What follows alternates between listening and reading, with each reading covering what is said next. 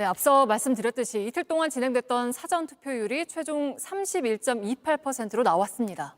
지난 대선을 빼면 가장 높은 사전투표율입니다. 취재 기자와 함께 더 자세하게 이야기해 보겠습니다. 자, 류정화 기자, 일단 역대 선거들하고 좀 비교부터 해볼까요?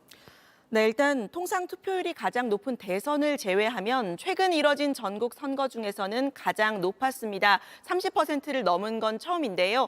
이 4년 전 총선 투표율은 26.69%였는데 오늘 오후 4시 기준으로 이미 그 수치를 넘겼습니다.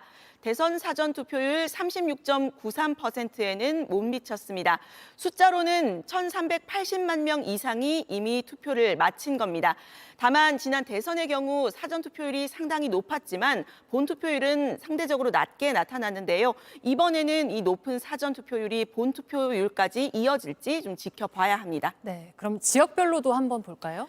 네, 일단 가장 투표율이 높은 지역은 오후 이 전남 41.19%였고요. 그 다음은 전북과 광주가 38%대였습니다. 반면 가장 투표율이 낮은 지역은 대구였습니다. 25.6%였고요.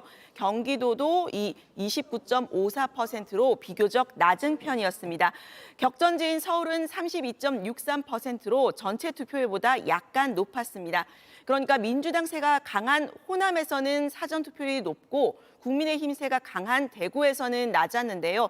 다만 이런 경향은 지난 여러 선거와도 좀 비슷합니다.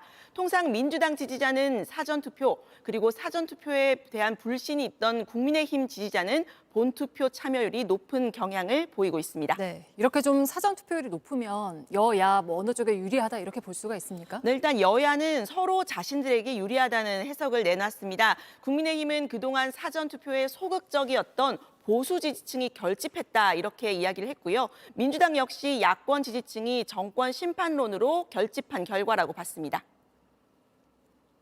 범죄자들에 대해서 화가 났다는 것을 보여주기 위해서 여러분들이 사전투표장에 나가셨기 때문에 사전투표율이 역대 총선 중 가장 높아진 거 아닙니까? 투표를 포기하면 주권을 포기하는 것이고, 주권을 포기하는 것은 바로 내 인생과 삶을 포기하는 것과 같습니다. 투표해 주시겠습니까? 네, 그러면 실제로 투표율이 좀 높아지면 어느 쪽에 더 유리합니까? 네, 이 전문가들은 투표율이 높으면 지금 현재 여론조사에서 나타나는 판세에 가까워지는 경향이 높다고 보고 있습니다.